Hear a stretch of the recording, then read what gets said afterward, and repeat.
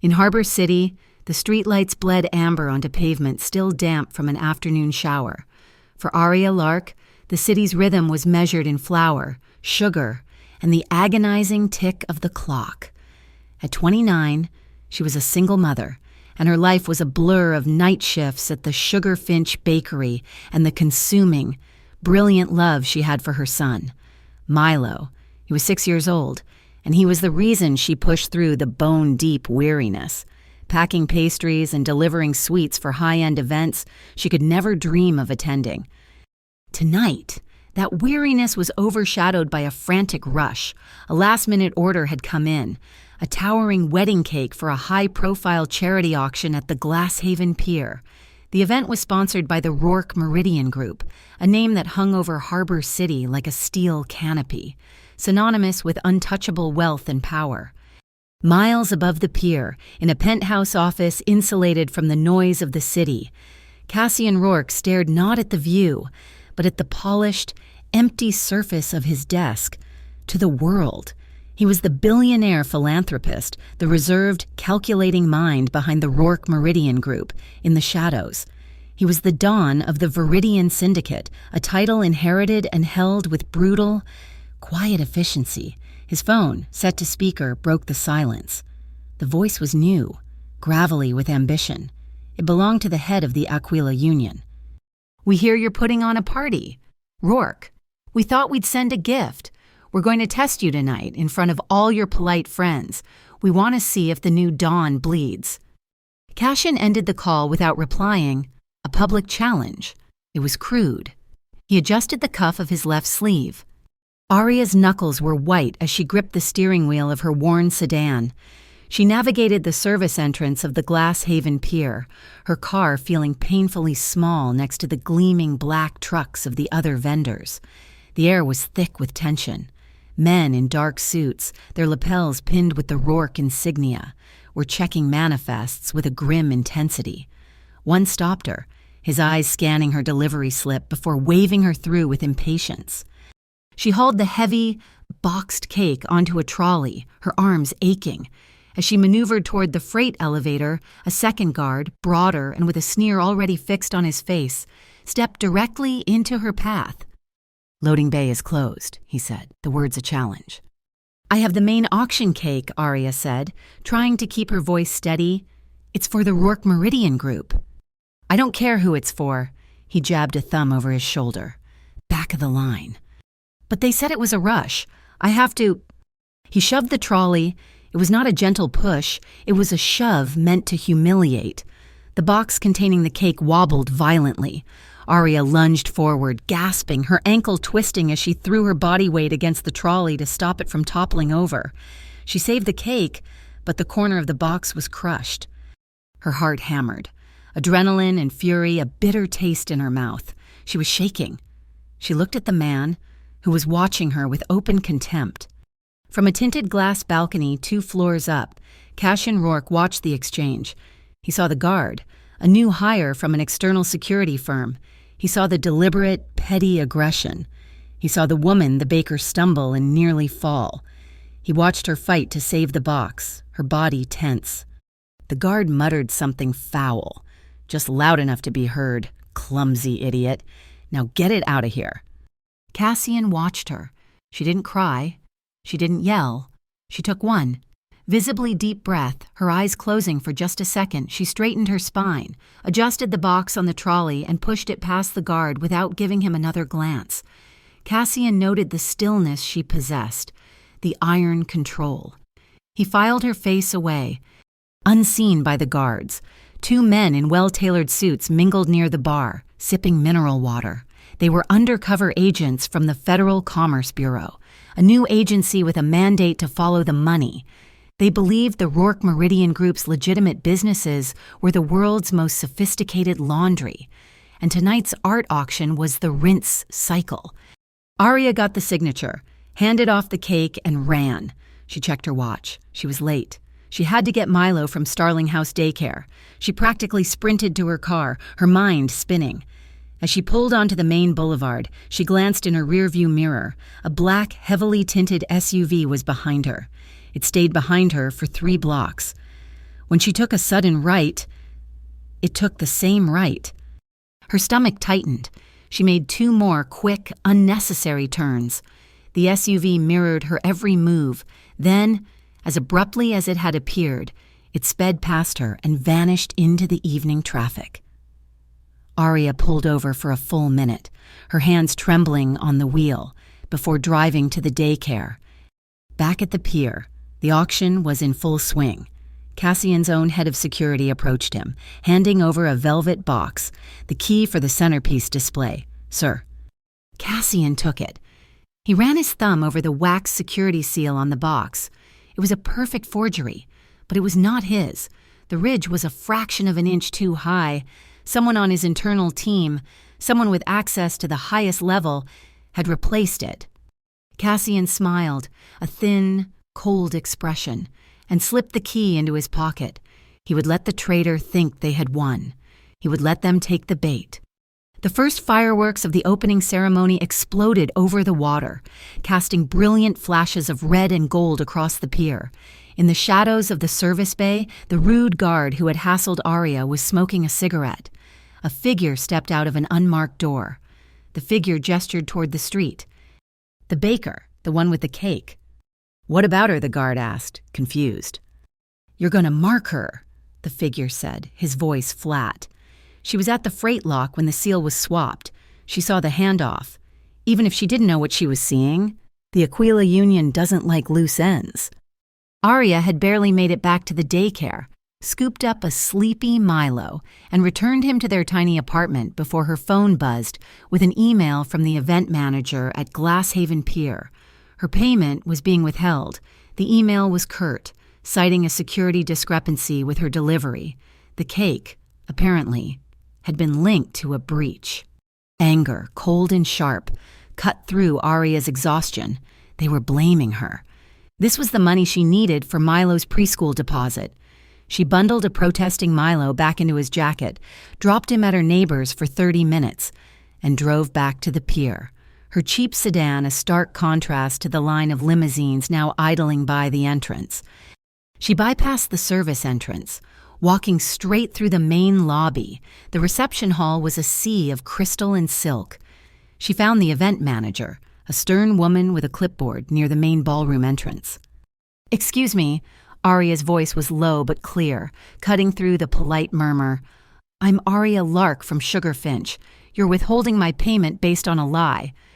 The manager looked down her nose. "This is not the time or the place. Your delivery compromised the security of the Rourke centerpiece." "My delivery did exactly what it was paid to do." I handed it off. "What happened after that has nothing to do with me." "Are you calling my staff liars?" "I'm saying I am not lying." A few heads turned. The guard who had shoved her trolley appeared at the manager's elbow. A smug look crossed his face when he saw Aria. "This is the one I told you about," he said to the manager, loud enough for the surrounding guests to hear. "Caused a scene at the loading bay. Probably damaged the goods herself." He took a step toward Aria, looming over her. "You need to leave, sweetheart. This party is for important people." He was blocking her path, using his bulk to intimidate her. He was too close, the smell of cheap cologne and cigarettes filling her nose. "Get out of my way," Aria said, her voice dropping to a warning. Or what he sneered. He reached out, his thick fingers aiming to grab her arm, to physically manhandle her out of the building. Aria reacted without thinking. The sound of her palm connecting with his cheek was sharp, a crack that silenced the entire hall. The music seemed to stutter. The guard froze, his face a mask of shock and reddening skin. Every guest, every waiter, every security detail turned to stare. The silence was absolute, a heavy, suffocating blanket. Then, a figure detached from the shadows near the grand staircase. Cassian Rourke moved with an unhurried grace that was more menacing than any sudden motion. He stopped directly between the stunned guard and Aria, his body a solid, impassive wall. He did not look at the guard. His eyes, a cool, unreadable gray, were on Aria. "Are you all right, miss?" "Lark," he asked. His voice was quiet, yet it carried effortlessly in the silence. Aria's hand was stinging, her chest heaving. She could only nod, her throat tight. Cassian turned his head slightly, just enough to fix the guard with a look. The guard, who'd been pale with rage, now seemed to shrink. "She is my guest," Cassian stated. It was not an explanation. It was a verdict. He then looked at the event manager. "See that this man is removed, permanently." Across the room, an amateur videographer, hoping to catch local celebrities, had his lens trained on the entire exchange. He zoomed in, capturing the billionaire Don shielding the unknown baker. The clip was already uploading. Cassian turned his full attention back to Aria. The crowd was still watching, paralyzed. He leaned in, his proximity startling. He was close enough for her to smell the clean, expensive scent of his suit, close enough for his words to be for her alone. His voice was a low murmur against her ear. "Now they'll fear you." He pulled back, and a smile touched the corner of his mouth. It was not a warm smile. It was a smirk, sharp and predatory, a flash of teeth that acknowledged the blood in the water. It was a smile that made the onlookers, the wealthy and the powerful, take an involuntary step back. He straightened his suit jacket. "Rourke Meridian will pay the invoice from Sugar Finch. 3 times the agreed-upon amount," he said, his voice returning to a normal volume.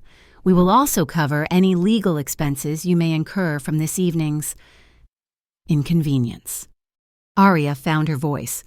It came out steelier than she felt. "I'm not your charity, Mr. Rourke. I want what I'm owed, nothing more, and I don't need your lawyers." Her pride was the only armor she had, and she refused to let him buy it. Before Cassian could reply, her phone vibrated in her pocket. The ringtone, a cartoon theme song, was jarringly loud. She fumbled for it. It was her neighbor. "Aria, thank God. Milo feels really warm. He's got a slight fever, 101, and he's asking for you. He's crying. Panic, cold and immediate. Replace the anger. I'm on my way. I'll be there in 10 minutes. She snapped the phone shut, her face ashen. She looked at Cassian. All pretense of confrontation gone. "I have to go. My son is sick." She pushed past him, desperate to get to the exit. "Julian," Cassian said, not raising his voice. A man in a driver's uniform appeared at his side. "Take Miss Lark home. Use the Bentley." He pressed a small, metallic object into his driver's hand, a slim, magnetic GPS tracker. "See that she arrives safely. Do not lose her." He had seen the way the other guards, the ones from the external firm, had watched her. She was being tracked. Aria was about to refuse, but the thought of Milo, combined with the driver's impassive, professional face, made her relent. She just wanted to get home. She sank into the plush leather of the back seat. The car was silent, gliding through the city streets. As they neared her neighborhood, Eon Square, she saw it, the same black SUV from before. It was parked 2 streets down, its engine idling. The driver, Julian, saw it too. His eyes met Aria's in the rearview mirror for a fraction of a second. Without a word, he turned left when he should have gone straight. He navigated a series of narrow, one-way alleys, his driving smooth and fast. He took a route Aria didn't even know existed, looping around the block. When they emerged onto her street, the SUV was gone. He pulled up directly in front of her apartment building. "You're safe, Miss Lark." Back in his penthouse, Cassian stood before the wall of glass, his head of security. Rhea Vale stood beside him. "The driver confirmed it," she said. "A black Escalade. No plates. Aquila Union signature. They were waiting for her." Cassian nodded, his jaw tight. The amateur video of the slap was already circulating, labeled "Billionaire Rourke Defends Mystery Woman." The Aquila Union had wanted to test him publicly. They had, by marking his baker. She was a loose end, Cassian said, more to himself than to Rhea. She was at the loading bay when the seal was swapped. Now, she's a variable, and she's the only living witness who can place that guard at the scene. The slap had just painted a target on her back, and his protection had just painted a bigger one. Milo's small body was a furnace against hers. He had been sleeping fitfully for hours, tucked into the corner of her sofa, the only place he felt safe when he was sick. Arya sat on the floor, her back against the cushions, listening to the two sounds that defined her neighborhood, the relentless. Hissing rain against the window and the distant, searching wail of a tri-state narcotics directorate patrol car, the TND. Harbor City's answer to the drug trade, haunted Eon Square. Their heavy-handed presence, a constant reminder that the law was just another group of men with guns. She hadn't slept. She kept thinking about the SUV, the way it had mirrored her turns, the cold, professional patience of it, her phone, which she'd plugged in on the kitchen counter, suddenly illuminated the small, dark room, a text message, an unknown number. Her heart kicked against her ribs. She picked up the phone. The message was simple, just a few words. Keep your mouth shut. Remember the SUV. Her fingers fumbled, nearly dropping the phone. Below the text, a second message loaded. It was a photograph, a grainy, nighttime shot of her, standing at the service entrance of the Glass Haven Pier, her face pale and anxious. They had been watching her. They had been watching her the entire time. Arya's throat closed. This was not a random threat. This was a direct, calculated warning. Her first dizzying instinct was to call the police. She had evidence. A text, a photo. But what would she tell them? That a powerful billionaire had been kind to her. And now she was scared. The Harbor City police rarely came to Eon Square unless they were making an arrest. Her experience as a single mother, navigating a system that wasn't built for her, taught her one.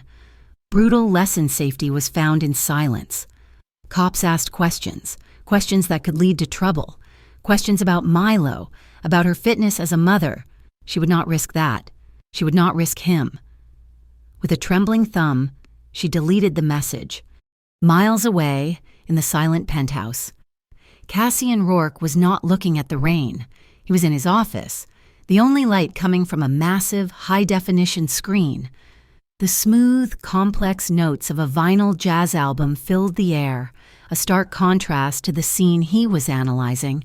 He had the security footage from the pier, not the low-resolution feed given to the police, but the raw data from his own encrypted system.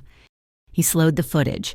Isolating the moment of the handoff, he saw the Aquila operative, disguised as a caterer, pass the false key box to Cassian's own head of security, and he saw the operative's eyes. They weren't on the target. They were on the background. He followed the man's gaze and froze the frame.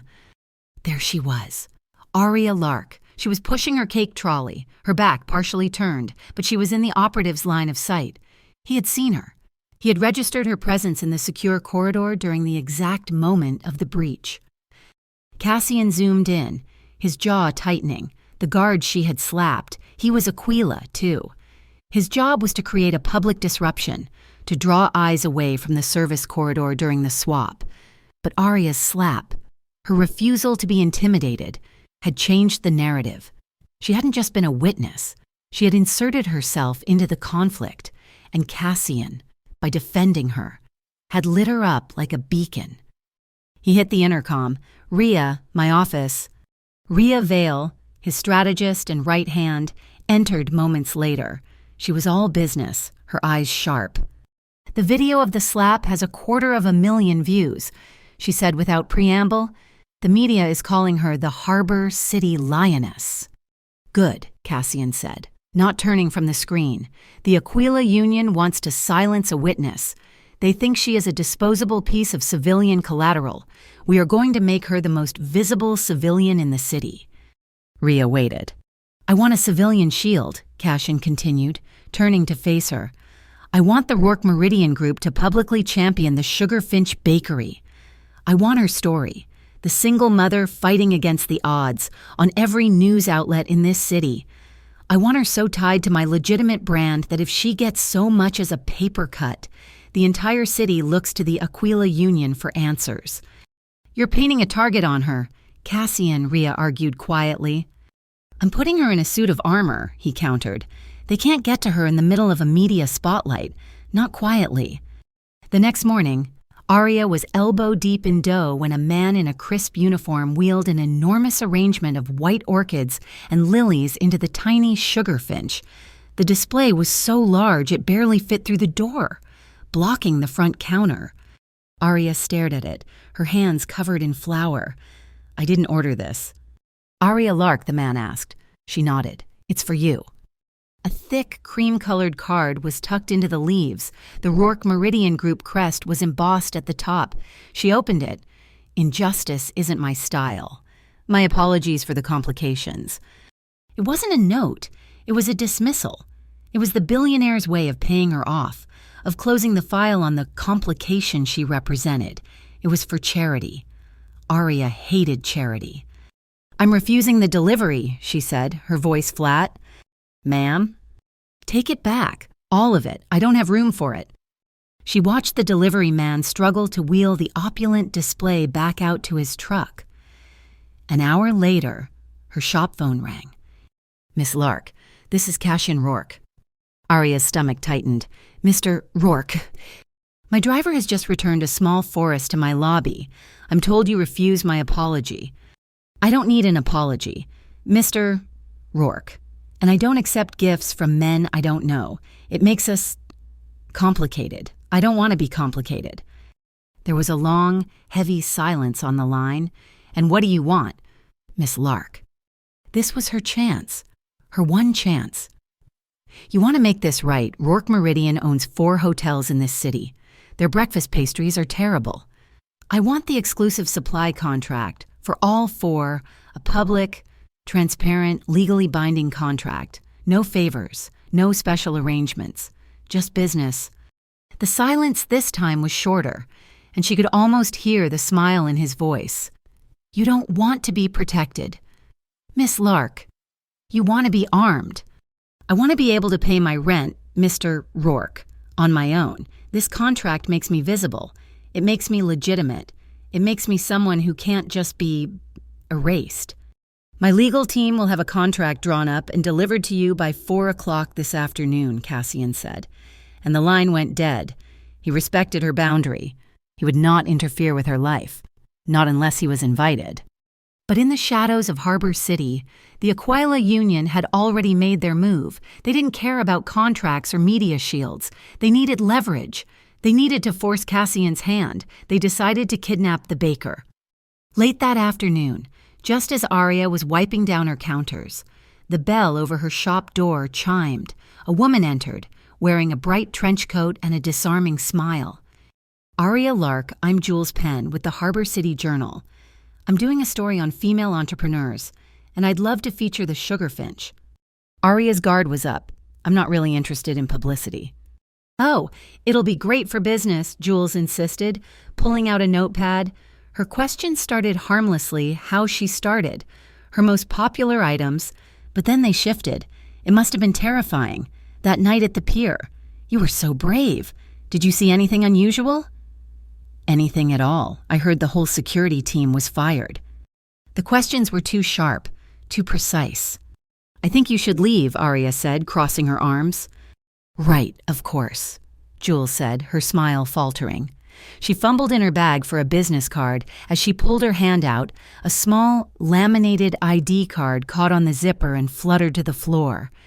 Aria bent to pick it up. Her eyes saw the logo just as Jules's hand snatched it away. It wasn't the Harbor City Journal. It was the Federal Commerce Bureau. Jules's face went pale. I do some consulting." Aria held her gaze. A Fed was in her shop. Jules backed out the door. Aria locked it behind her, the deadbolt sounding like a gunshot in the suddenly silent bakery. She was trapped. The bell over the Sugar Finch's door chimed, a cheerful, tinkling sound that was completely at odds with the vehicle parked outside. A mirror-black Bentley idled at the curb, and its owner, Cassian Rourke, had just stepped inside her tiny shop. The space suddenly felt impossibly small. Cassian filled it, not with noise, but with a dense, quiet presence. Milo, who was coloring at a small table in the corner, looked up. His eyes went wide. Cassian's gaze softened as he looked at the boy. Then he turned to Aria. Miss Lark. Mr. Rourke, she replied, her hands automatically dusting flour onto her apron. The contract was acceptable. I'm glad, he gestured to the man in the driver's suit standing at the door, who brought in a small, elegant box.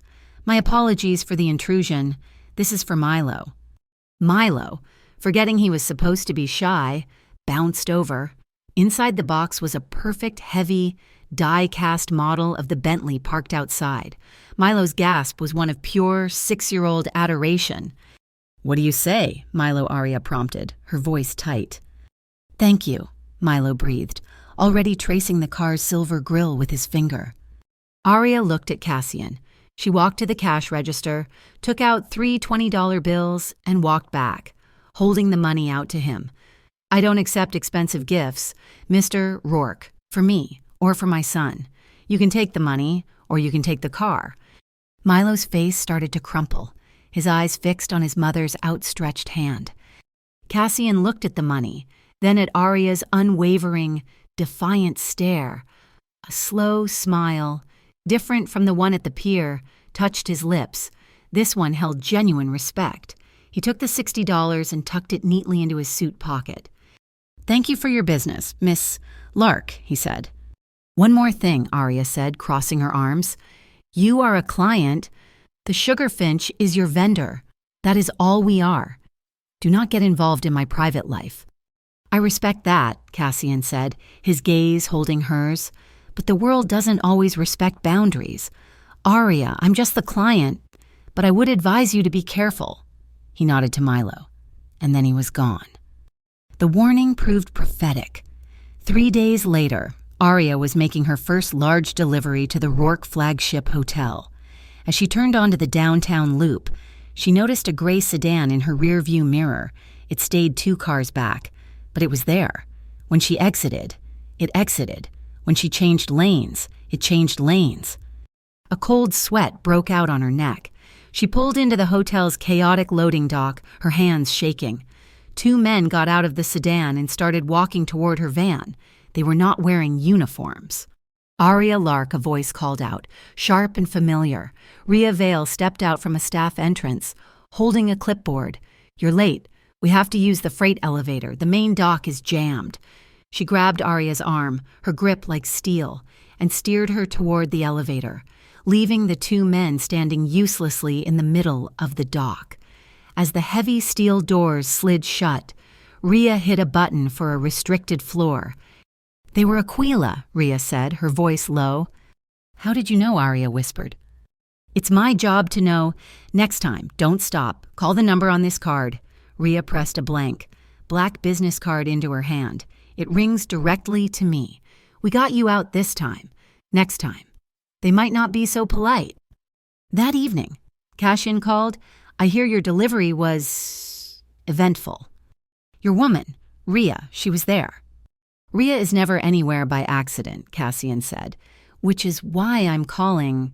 Milo likes space, does he not? Aria was instantly on guard. What? The Lumen Maritime Museum? My group funds it. Tonight, they are tracking a meteor shower.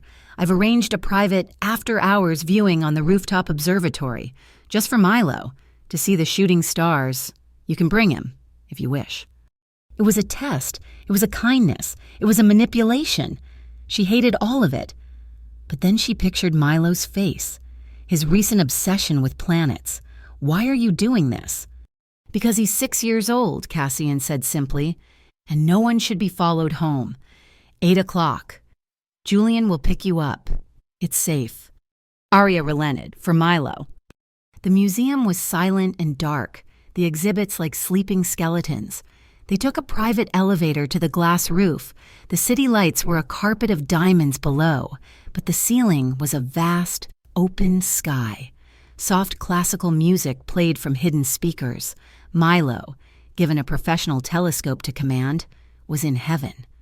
Aria stood by the railing, wrapping her thin cardigan around her.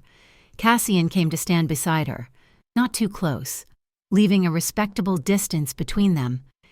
You've lost something, he said, not a question. Aria startled. What? It's the look of someone who has lost something they can't get back.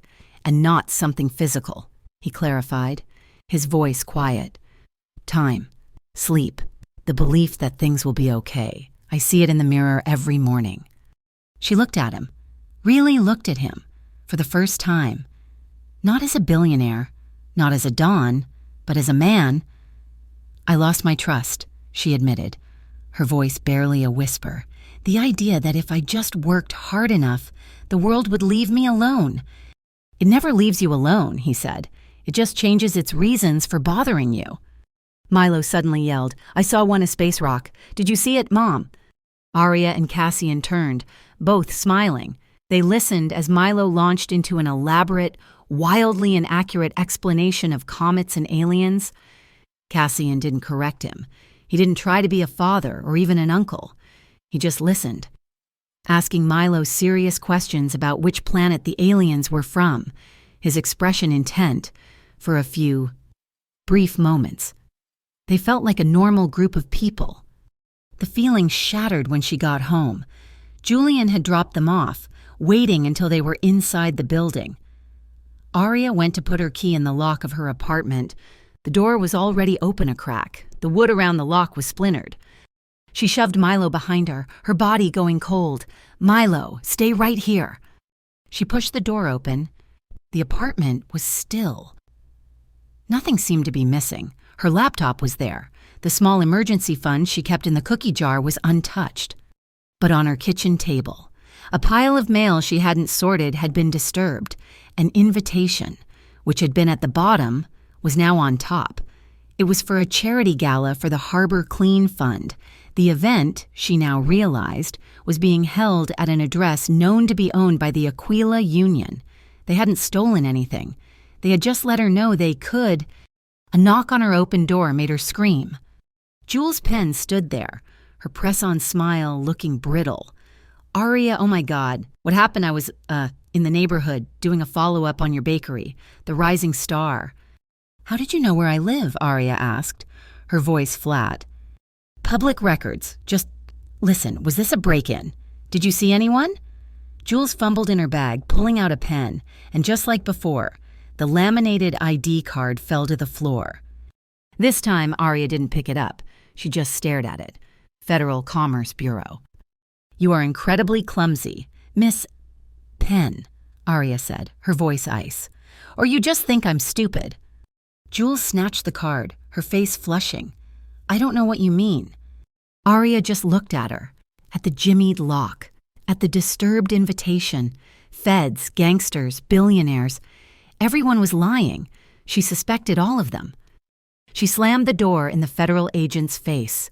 Her phone was already in her hand, dialing the black card Rhea had given her. It rang once. He's here, Cassian's voice said. He was already on the line. They were in my home, she said, her voice shaking with rage. Not fear. I'm sending a team. Armed guards. They'll be there in 5 minutes. No, Arya said, taking a deep breath. No. You can put an alarm system in my shop. You can put a guard out front, but not my home. My home is mine. That is the boundary. There was a long pause. I understand, Cassian said, his voice heavy. The shop it is.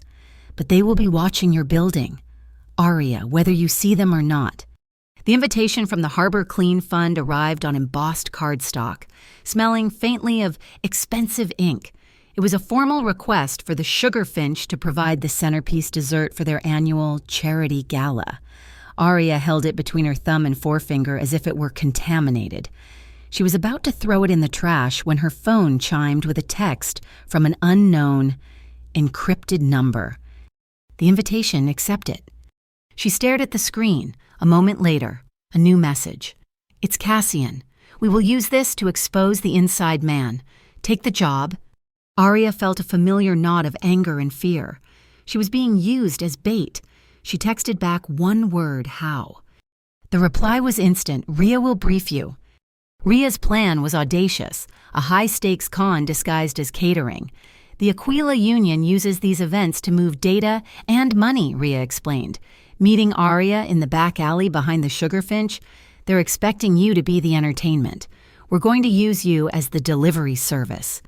Rhea produced a tiny, Micro-thin data card. This is a tracker. It's a fake. It pings a dead-end signal. But they'll think it's our entire financial ledger. We need you to embed it. Rhea pointed to the sketch Aria had submitted for the cake. Here, in this decorative sugar work, you'll make two. One with this fake tracker and one with the real one. The real one stays with you until Cassian gives the word. And they'll just steal it, Aria asked, her voice hollow. They'll have someone on the inside, a waiter. A busboy, create a distraction and lift it. When they do, we'll follow the signal. We'll expose their courier route and the inside man all at once. That night, Aria practiced in her small kitchen after Milo was asleep. She worked with the molten sugar, her hands steady, embedding the dummy card into a delicate, spun sugar cage. It was intricate work, requiring absolute focus. Milo, woken by the sweet smell, padded into the kitchen. He watched her for a moment, his eyes heavy with sleep. Are you making stars, Mommy? Sort of, baby. A cage for a star. He picked up a blue food-safe marker and carefully drew a wobbly shooting star on the side of the plain white delivery box. So it won't be scared in the dark. Aria kissed the top of his head, her heart aching. It was a small, warm moment of family in the middle of a cold, dangerous game. The night of the gala, the ballroom was suffocating. Cameras flashed, wealth and power dripped from every guest, and the air was thick with perfume and insincere laughter. Aria, wearing a simple black dress and a vendor's pass, set up her dessert. And then she saw him. He was surrounded by politicians and city council members, laughing, his hand on the back of the mayor.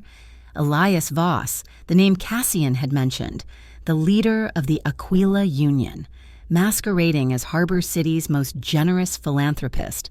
He looked directly at her, smiled, and raised his glass in a toast. Aria's blood ran cold. She finished her setup and moved to the designated vendor area near the kitchen. As the main course was being cleared, the lights in the ballroom did not go out. Instead, they flickered once, twice, and then shut off completely, plunging the hall into absolute darkness. There were screams, then nervous laughter. A backup generator must have failed. It lasted for exactly 7 seconds.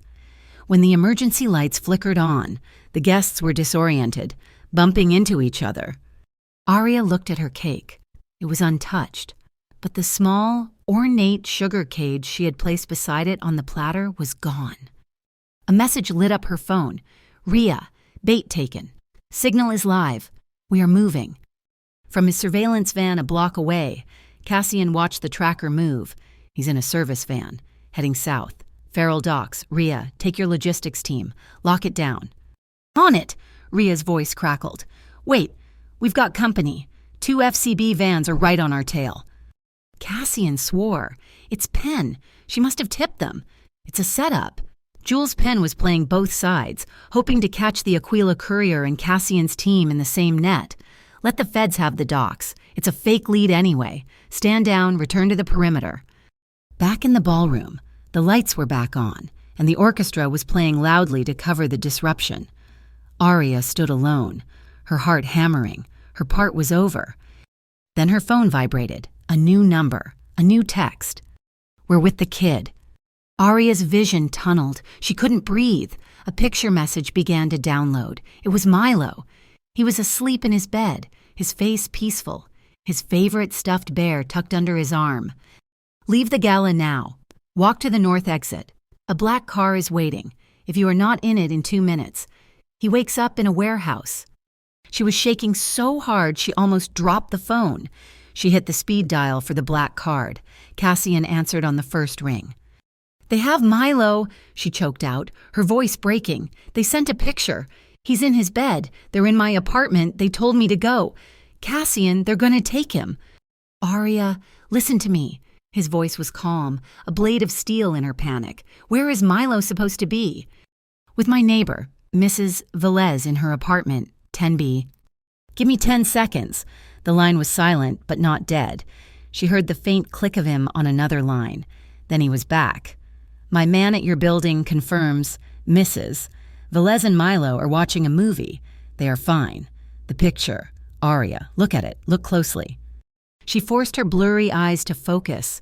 The bear. Milo hadn't slept with that bear in 6 months. It was in his closet. The pajamas. They were his old ones. The ones with the rockets, 2 sizes too small. It's old, she whispered, the realization dawning. It's from the daycare. Cashin's voice was grim. They hacked the school's old photo cloud. They are not in your apartment. They are trying to lure you out of the building. They want you outside, away from my security. The elevator to the north exit dinged open in front of her. A black car was idling just outside the glass doors. I'm going to your apartment right now. Just to be certain, Cassian said, Aria, do you understand they are playing you? Aria looked at the open elevator. She looked at the black car waiting in the dark. They wanted her to run. They wanted her to panic. They were pulling her leash. She took a deep breath, straightened her dress, and let the elevator door slide shut. She turned around and walked back into the center of the crowded, brightly lit ballroom, her head held high. She sat down at an empty table in the full view of the cameras, a defiant island. She would not run. She would save herself by staying put. From the surveillance van, Cassian watched her on the internal security feed. He watched her ignore the text. He watched her refuse the bait. A profound, undeniable respect settled in his chest. She was not a victim. She was a strategist. The drive from the gala to Cassian's penthouse was a silent, high-speed blur. Aria had refused to go to her own apartment, refused to let Milo stay with Mrs. Velez, not until Cassian had put his own eyes on her son. Cassian had met them at the neighbor's door, and for the first time, Aria saw her 6-year-old son look at the imposing billionaire with something other than awe.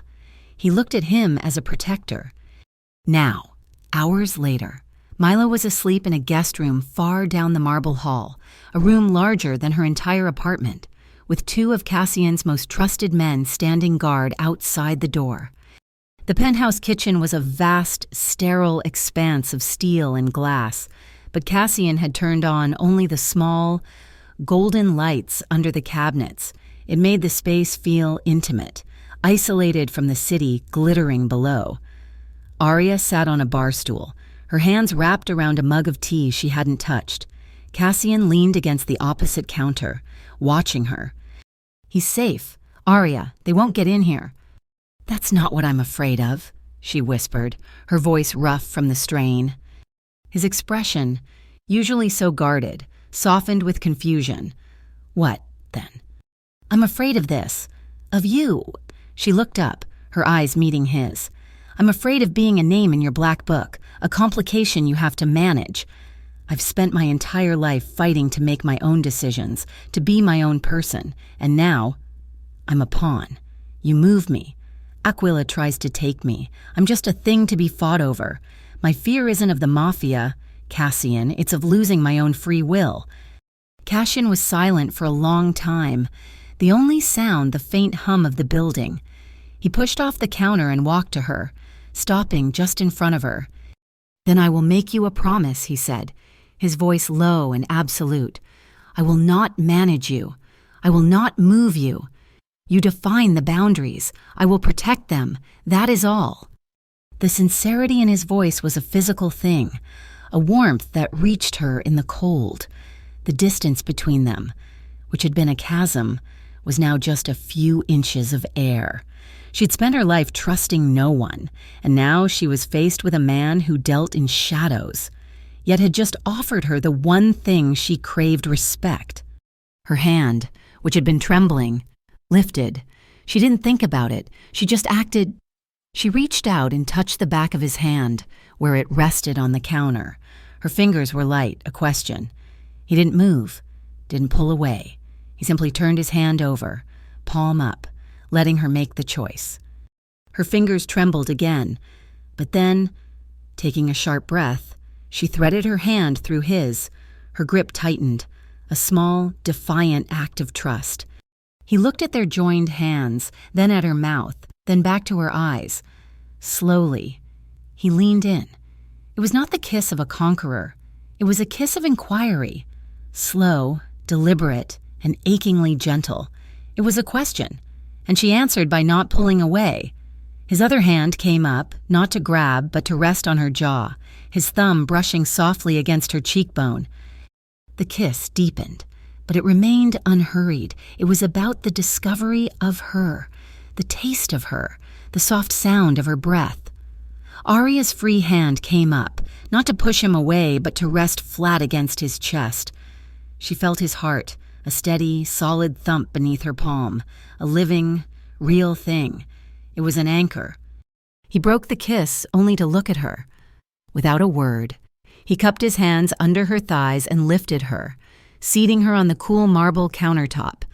The move was effortless, but he didn't press his advantage. He stopped, his hands still on her, his body a breath away from hers. "Continue," he asked, his voice rough. Aria looked into his eyes. She saw the power there, but she also saw the restraint he was holding. For her. She saw the man, not the Don. She nodded once. Then, smiling a small, genuine smile, she wound her arms around his neck and pulled him back to her. The warmth that had been a spark was now a wave. It was in the air they breathed, in the space between them. His lips found hers again. And this time there was a new urgency, a shared need. His mouth moved from her lips to her jaw, and she tilted her head back, giving him access, a silent, trusting offering.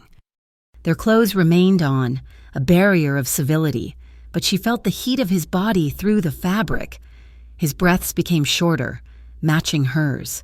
His whispers were honest words against her skin, telling her she was safe, telling her she was strong. There was only the scent of his skin, the solid, living presence of him, and the shared, quiet understanding that this was a boundary they were choosing to cross together. And then the golden lights of the kitchen faded into a soft, respectful darkness. Aria woke to the smell of coffee and pancakes. She sat up in a bed that was large enough to be its own territory. A soft robe pooled at her feet. She put it on and followed the sound of a small, bright laugh. In the kitchen, sunlight streamed through the floor-to-ceiling windows. Milo, perched on a bar stool, was giggling as Cassian Rourke, the most feared man in Harbor City, carefully flipped a pancake. It was shaped like a star. "Mommy, look, Cassian is making star cakes." Cassian looked up as she entered.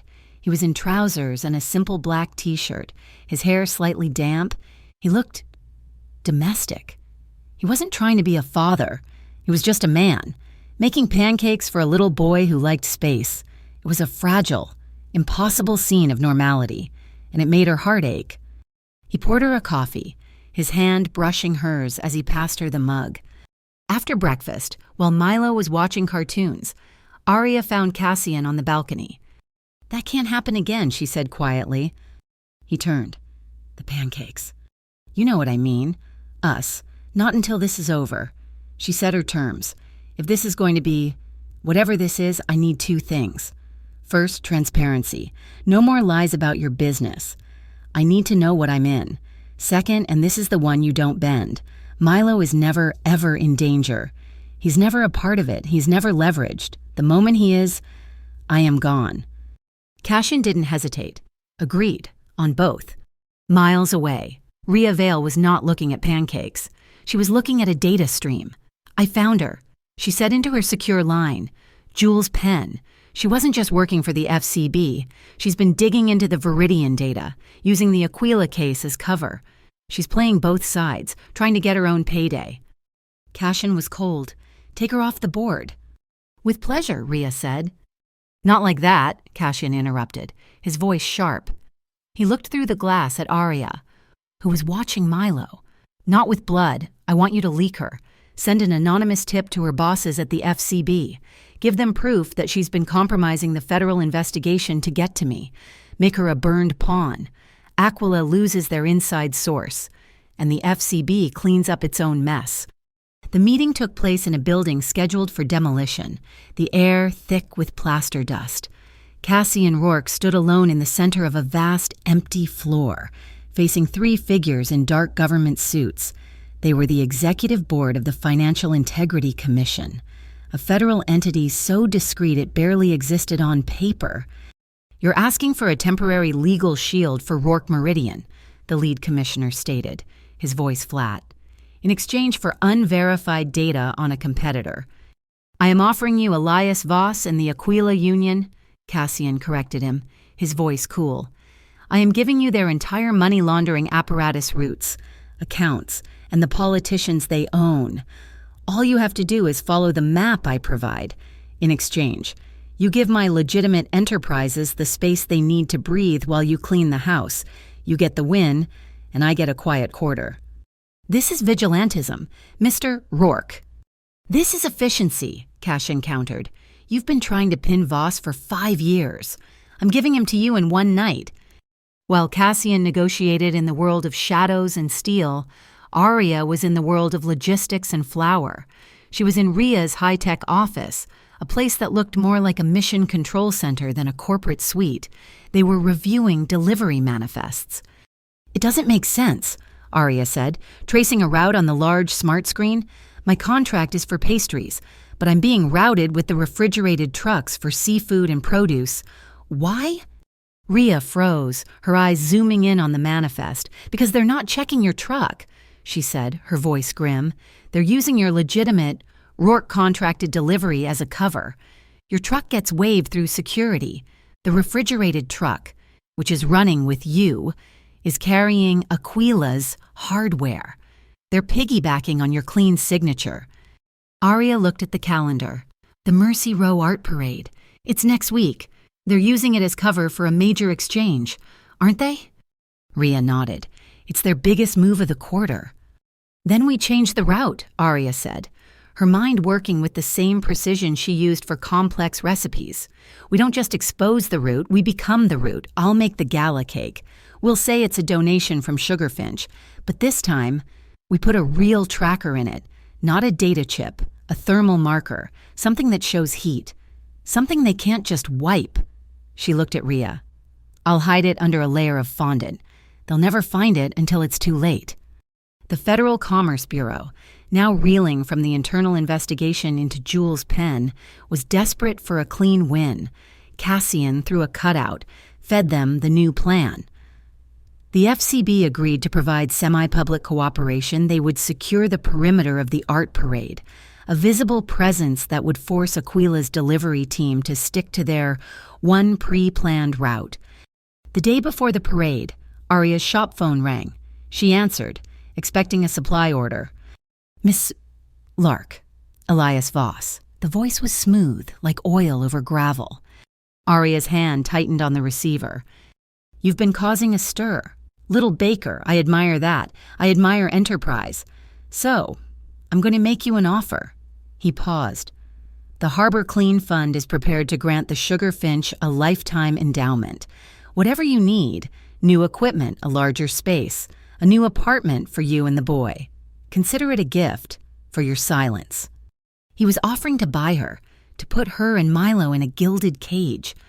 Mr. Voss, Arya said, her voice clear and cold. My shop doesn't sell its soul. She hung up the phone. That night, Cassian found her at the penthouse, packing the thermal marker into a small, heat-proof silicone bag. He put his hand over hers, stopping her. You heard what he did, Cassian said. It wasn't a question. He threatened your shop, your home. He's going to escalate. I'm giving you the veto. You say the word, and this entire operation stops. We pull you and Milo out of the city tonight. We will find another way. Arya looked across the living room. Milo was sitting on the floor with one of Cassian's security men, a mountain of a man named Frank, who was patiently letting Milo arrest him with a pair of fuzzy blue handcuffs. Milo was laughing, a bright, pure sound that filled the sterile, expensive room. Her gaze hardened. She turned back to Cassian, her hand closing over his. We don't stop, she said, her voice full of iron. We finish this. The next day, the media landscape exploded. A local gossip channel accidentally received a new clip of the Glasshaven Pier incident. It was the video of Arya, but it was cut. It showed only her, looking furious, and the moment her hand connected with the guard's face, It cut away before Cassian spoke. The narrative was immediate and unstable. Violent woman attacking a working man at a high-class event. The comments online were brutal. She was called a gold digger, a welfare mom trying to score a payout. Aria's stomach churned, but before she could even spiral, Rhea Vale moved. Cassian didn't issue a statement. He didn't make a threat. He simply uploaded the full, unedited, high-definition security footage from his own servers to every major news outlet in the city. The world saw the full clip. They saw the guard shove her. They heard him verbally abuse her. They saw her stumble. They saw her refusal to be bullied, and they saw Cassian Rourke, the city's untouchable billionaire, step in and say, "She is my guest." The narrative didn't just flip. It caught fire. Aria wasn't an attacker. She was a symbol. She was every woman who had been intimidated, pushed, and talked down to. She was a single mother who had drawn a boundary. The public sympathy was overwhelming. The Harbor Clean Fund, whose name had been mentioned in connection with the event, suddenly found itself under the harsh, unwelcome glare of a full-scale public audit. Elias Voss was humiliated. The media stunt had backfired, and Cassian had used his own move against him. The response was brutal and immediate. The next morning, flyers were plastered all over Eon Square, Aria's neighborhood. They were photos of her apartment building, with a simple, terrifying message. The baker doesn't back down. The entire block burns. People panicked. This was not a world of billionaires. This was a world of working-class families. Aquila was threatening to burn them all to the ground to get at one woman. But Cassian had anticipated the move before the panic could turn into a riot. A fleet of luxury Rourke-owned buses arrived. Cassian's private security, polite but firm, began evacuating the entire building, floor by floor. "Mr. Rourke has arranged temporary accommodation for all residents of Eon Square at the Meridian Grand Hotel," the head of security announced. "All food, lodging, and transport will be covered for the duration of the emergency." Aria, who could have stayed safe in the penthouse, was on the first bus. She wasn't a victim. She was a neighbor. She moved through the terrified crowd, her voice calm. She coordinated with the security team, identifying the elderly on the upper floors, helping mothers with small children pack medicine and diapers. She wasn't the cause of their fear. She was the center of their safety. The community, which could have turned on her, rallied around her. They were her people. And she, backed by the quiet, overwhelming power of Cassian Rourke, was not going to let them fall. The night of the Mercy Row Art Parade was a cacophony of street music, flashing lights, and the humid energy of a packed crowd. Aria sat behind the wheel of the Sugar Finch delivery van, her knuckles white. The fondant-covered cake sat in the back, its harmless appearance belying the thermal marker embedded deep within its layers. Rhea Vale sat in the passenger seat, her calm exterior a stark contrast to the chaos. She wasn't looking at the parade. She was monitoring a small, flickering screen on her lap. "We're live," Rhea said, her voice low. "The marker is active. He's at the drop point." Aria pulled the van into the flow of traffic. Just another vendor for the event, a block behind them. Cassian's armored Bentley, looking sleek and unremarkable in the night, shadowed their every move. At every major intersection, Aria could spot them dark-suited men with FCB-issue earpieces, blending imperfectly with the crowd. Milo was safe, tucked away in a Rourke-owned safe house outside the city, watching movies with Frank, the bodyguard he now adored. "The signal's moving," Rhea said, her brow furrowing. "He's not at the drop point, he's heading west." Aria's stomach tightened. "A new route." "No," Rhea said, her fingers flying across a keyboard. "He's circling. This is a test." The thermal ping on the screen moved, then moved again. "That's 5 times. He's changed his location 5 times. He's leading us." "Where?" Aria asked, her voice steady. Rhea zoomed out on the map. "He's pulling us away from the parade, away from the FCB perimeter. He's heading for the Black Crest rail tunnel." A text message lit up the dash-mounted phone. "Cassian, it's a trap. Pull out." Before Arya could respond, Rhea said, "Too late, we're committed. They have men blocking the street behind us." "Then we go through," Arya said, her jaw set. She floored the gas pedal, the small van lurching into the dark, gaping mouth of the abandoned rail tunnel. The darkness was absolute, broken only by their headlights. "He's in here," Rhea said. "Signal is strong, 300 yards ahead." Arya sped forward, the van rattling over the old tracks. Suddenly, a bright flash erupted in front of them, a small explosive charge, not meant to kill, but to cripple. Arya wrenched the wheel to the left, avoiding the small crater. Another flash, this time on the right. "They're boxing us in," Rhea yelled. The third charge detonated directly in their path. The world exploded in white light and a deafening roar. Arya slammed the brakes, but the van was already airborne, crashing down with a scream of tortured metal. The path was blocked by a pile of rubble. Behind them, headlights flooded the tunnel. Cassian's Bentley. He hadn't just followed. He'd entered the trap with them. An Aquila vehicle, a heavy-duty truck, burst from a side tunnel, ramming the Bentley from the side. Sparks erupted as Cassian's armored car was thrown against the tunnel wall. He fought the wheel, spinning the car a full 180 degrees, its reinforced chassis taking the brunt of the impact. The maneuver was a brilliant, desperate act of defense, placing his car as a shield between the Aquila truck and Arya's disabled van. Arya's heart was in her throat, but her hands were steady on the wheel. She saw the truck, saw Cassian's car.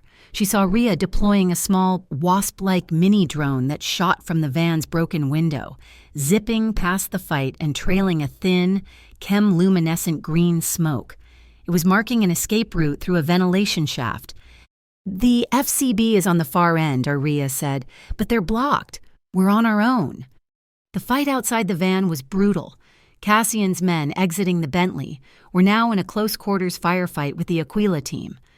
Then, a new voice cut through the chaos, booming from a loudspeaker. "Cassian Rourke, enough games."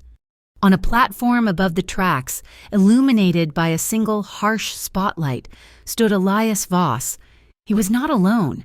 He held a woman in front of him, a gun pressed to her temple. The woman was gagged, her face pale with terror. Jules Penn. "She played us both," Cassian Voss shouted, his voice echoing. "A fitting shield. Don't you think call off your dogs? I want you to come out, alone, unarmed, or the Fed gets a very messy retirement."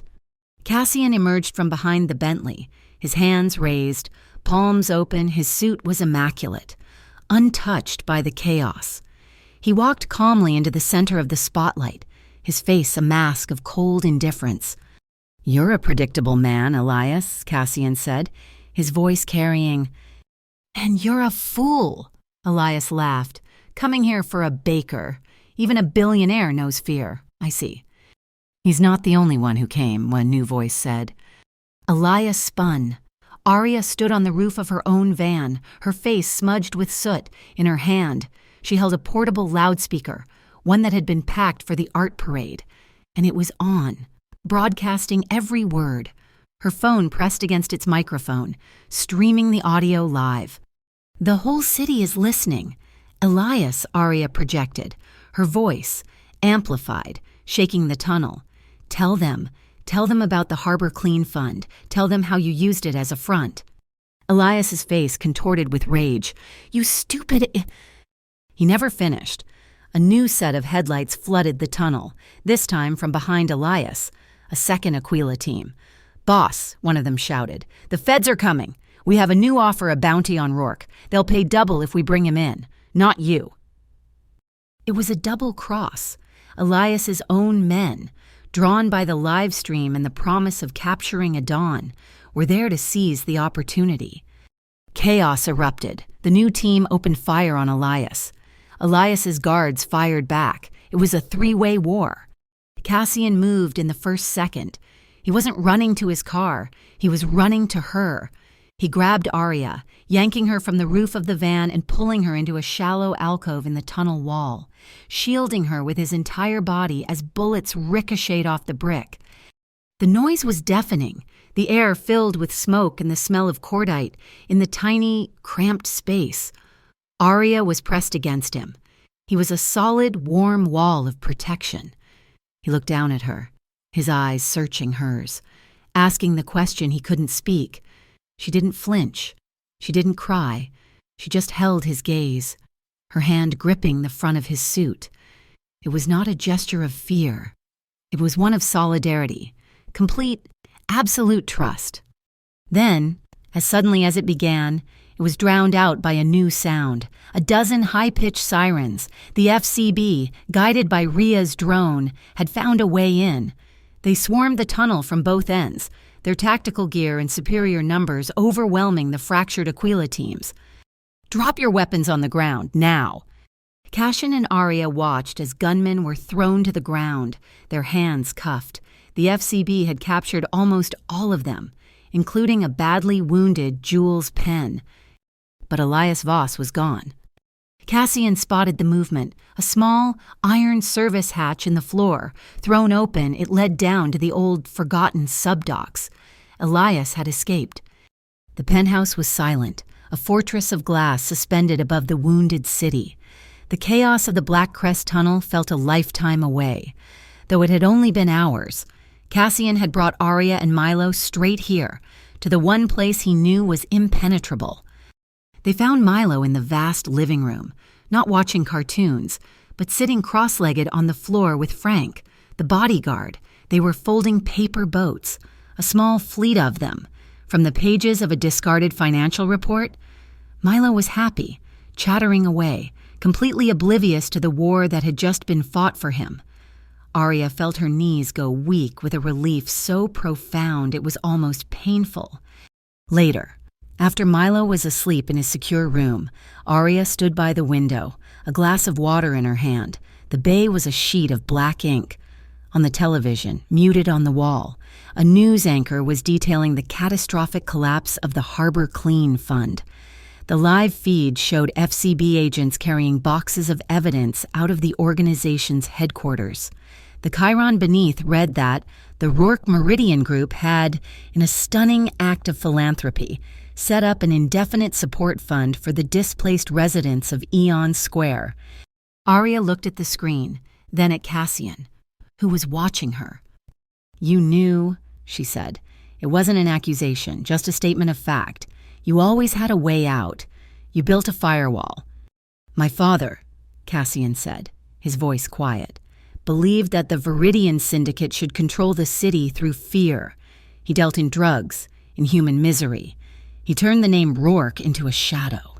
When he died, he left me a corrupt empire." He came to stand beside her, his reflection joining hers in the glass. "I've spent the last 10 years cleaning it. I built the legitimate side, the hotels, the shipping, the tech into a fortress. I built it so that one day I could take the other half, the part my father loved, and cut it off, burn it to the ground. I was preparing for a war. Arya. I just never expected a civilian to get caught in the middle of it." His confession hung in the air, a raw, painful truth. Arya turned to face him, the city lights painting her in blue and gold. "You're still in the middle of it. Cassian, you're still the Dawn. If you want a future with my son and me, you have to choose. You have to choose the light. No more gray." He didn't hesitate. He raised his hand, his fingers tracing her jawline, his touch surprisingly gentle. "I already chose Arya.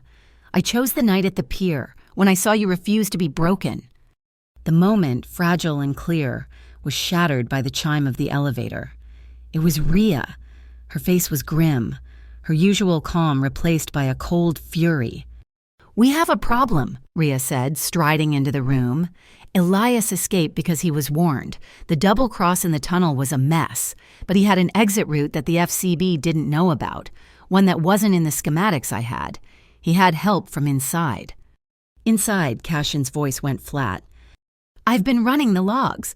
Voice analysis from the security comms during the pier incident. Encrypted data transfers from our server, Rhea said, her voice clipped. It wasn't just a guard, it was the man who hired him. It's Mark Dre, your head of security. He's been feeding Elias information from the very beginning. He was the one who swapped the seal. The name hit Cassian like a physical blow. Mark, a man who had been with his father, a man he had trusted with his life. As if summoned by the name, Cassian's personal phone, the one on his secure network, buzzed on the table. He picked it up. It was a video file, sent from an unknown source. He pressed play. The video was from the lobby of the penthouse, timestamped just 30 minutes ago. It showed Milo, holding the hand of a female household aide, walking toward the elevator to see the fish in the lobby's grand aquarium. The video was clear, stable. Then, from the left side of the frame, Mark Dre stepped into view. He didn't approach Milo. He just stood, watching. He looked directly into the security camera, the one he knew Cassian monitored, and he smiled. It was a twisted, victorious leer. "Lock it down," as Cassian's voice was a roar. "Lock down the whole building. Find Frank. Where is Frank?" Aria didn't wait. She was already running, a primal scream building in her throat.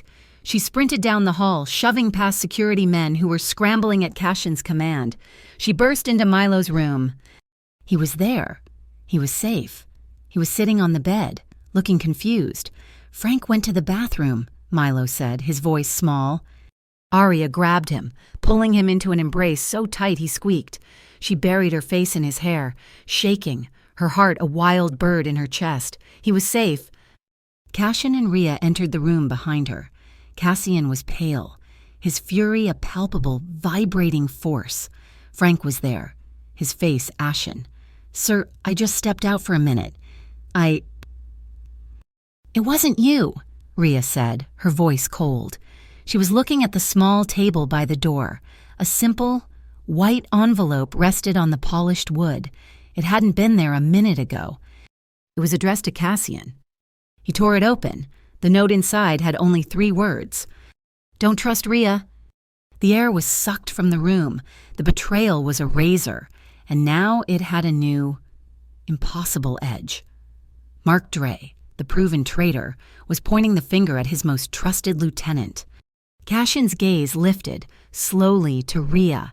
Aria, still clutching Milo, looked at her too. The silence was agonizing. Rhea did not flinch. Her eyes, clear and steady, met Cassian's. Then she looked at Aria. "If I had betrayed you," she said, her voice perfectly level, "if I was working with Dre, do you really think he would have let you get to this room? Do you think you would have been allowed to read that letter? This is his last, desperate move. He's trying to cut you off from your own arms." Cassian. Aria, her heart still hammering, thought of the loading dock. She thought of Rhea's hand, grabbing hers, pulling her to safety. She thought of Rhea's drone, marking the escape route. "She's right," Aria said, her voice shaking but firm. She stepped forward, putting herself between Cassian and Rhea. "I trust her. She's the one who's been pulling us out of the fire. Mark is trying to blind you before he strikes." Cassian looked at Aria, at her fierce, unwavering defense. He saw the logic. He saw the truth. He nodded, the tension breaking. "He's trying to sever my head from my body. He's trying to make me doubt my own strategist." He turned to Rhea, his trust absolute once more. "He's cleaning house, and he's overconfident. We set the final trap. Now." "It's already been proposed," Rhea said, holding up her phone. "Elias has gathered what's left of his forces. He just sent a message. He's summoning you. Dawn to dawn, he wants to settle it, a final settlement at the abandoned Blackspire Light Factory. Tonight." The Blackspire Light Factory was a skeleton of steel, moaning as the storm battered Harbor City. Rain lashed through the broken skylights. Lightning flashed, illuminating the cavernous space in fractured, electric blue snapshots. Cassian Rourke walked into the center of the factory floor, into a single, swinging work light that Elias had arranged. He was alone. "How predictable, Cassian," Elias Voss's voice echoed. He stepped from the shadows of a rusted catwalk, and beside him, his face a mask of bitter resentment. Was Mark Dre, the traitor, fully revealed? "I brought leverage," Elias sneered, gesturing to the shadows. Two of his remaining men shoved a figure forward, a heavy blanket draped over their head, bound to a chair. "Now, the accounts, all of them." Elias pressed a knife to the throat of the shrouded figure. Cashin did not move. "No." Enraged, Elias roared, "You'd let her die." He ripped the blanket away. It was a mannequin, a tailor's dummy. Strapped to its chest was a high-fidelity audio recorder, its red record light blinking. "He's playing you, boss," one of the Aquila men yelled, just as the high, piercing whine of FCB tactical teams filled the air. Red laser dots painted their chests. They were surrounded. Mark Dre saw his end. He didn't run. He pulled a concealed pistol, a small, fast weapon, aiming it at Cassian's heart. "If I go down, you go down." A shot cracked, sharp and clean, but not from Mark's gun. It came from the high rafters. Rhea Vale, sighted with a long rifle, fired once. The bullet tore through the meat of Mark's hand. His gun clattered to the steel floor. Another gunman, hidden on a lower level, fired at Cassian. Aria, who had been concealed with Rhea, reacted without thinking. She grabbed a loose piece of rubble, a heavy brick, and threw it with all her strength. It struck the second gunman's arm, sending his shot wild into the steel beams above. Elias was a cornered animal. He saw Aria emerge from her cover. In a desperate final lunge, he grabbed her, his arm a steel bar around her throat. He dragged her backward toward the edge of a raised catwalk, his feet slipping on the wet metal. "Stop!" he screamed at the advancing FCB agents. "Everyone stop, or she goes over." He held her over the edge. The 20-foot drop to the concrete below. "Choose. Rourke, your offshore accounts, or her, the transfer codes. Now." Cashin Rourke stepped forward, away from his cover, his hands raised. Palms open, he dropped his secure phone, sliding it across the floor. "Let her go." "The codes," Elias screamed, his grip tightening. Aria looked at Cassian. His eyes were only on her, full of a terrifying, calm focus. She took a ragged breath, the smell of ozone and rust in her lungs. "I am not," she panted, her voice a raw gasp. "Merchandise." She drove her elbow backward, jamming it hard and high into Elias's ribs. He grunted, his grip loosening for just a fraction of a second. It was all she needed. She twisted her body, breaking free. As Elias lunged to grab her again, Cassian was already moving. He crashed into them, not grabbing Elias, but grabbing her, wrapping his body around her as they both tumbled away from the edge, rolling into the safety of a rusted steel girder. The moment was broken. The FCB swarmed in, their commands echoing. "On your knees, hands in the air." Rhea descended the ladder from the rafters. She walked straight past the FCB agents who were cuffing Elias. She looked him in the eye, then calmly took her own cuffs and locked them around his wrists, replacing the federal ones. "This one," she said, her voice deadly quiet, "is personal." Mark Dre, clutching his ruined hand, was apprehended on the mesh staircase. The Aquila Union in one night was gone. The factory lights, which had flickered, finally died, plunging them into the storm's darkness, broken only by the blue and red flashes of the federal agents. Cassian was still holding Aria. He looked at her, his face streaked with grime, his decision absolute. "I choose the light," he said, his voice raw. "No more gray." He was true to his word. The next day, Cashin Rourke held a press conference. He announced the immediate and permanent dissolution of the Viridian Syndicate. He turned over every illegal asset, every offshore account, every ledger. He offered the entire sum to a new Eon Square Restoration Fund. He accepted, without negotiation, a full civil investigation into all his legitimate businesses. He didn't take a deal. He took the consequences. Weeks later, Harbor City felt different. The Sugarfinch Bakery was no longer just a shop. It was a community center. Aria was using the Rourke funds, now clean, to offer free baking and business classes to women from Eon Square. Rhea Vale, having resigned from Rourke Meridian, accepted a new position, executive director of the Harbor Restoration Fund, using her strategic mind to rebuild the very areas the syndicate had once bled. The final scene was not in a penthouse, but at the bay. The wind was gentle, the storm long gone. Milo was at the water's edge, launching the last of his paper boats. Cassian was with him, not looming but kneeling on the ground, at his level. "Milo," Cassian said, his voice quiet, "if you agree, I would like to stay for a long time." Milo looked at this man, then at his mother, who was watching them, a soft smile on her lips. Milo didn't say anything. He just launched his boat, then turned and threw his small arms around Cassian's neck. Arya walked over, ruffling Milo's hair. She looked at Cassian, her eyes dancing. "You know," she teased, "I slapped one of your men the first time we met. It was a terrible first impression." Cassian stood, pulling her and Milo into a loose embrace. He looked at her, the smirk that had once been a weapon. "Now just for her. I know," he said, his voice low, "and from that moment, they fear you." He kissed her, a real kiss, full of sunlight and promise, as the wind blew the paper boats out to sea. A new morning rose over a harbor city. There were no more black SUVs idling on street corners. There was only a small red bicycle, Milo's, parked outside the Sugar Finch. Laughter, bright and loud, spilled from the open door. Arya and Cassian, holding hands, walked inside to start the day, their future, finally, and completely, in the light. Thank you so much for listening to this story. We would love to hear your thoughts, so please comment below and let us know where in the world you are listening from. If you enjoyed this, please subscribe to our channel, Mafia Boss Story. Do not forget to like this video and give us extra support by hitting that hype button to help this story be heard by more people.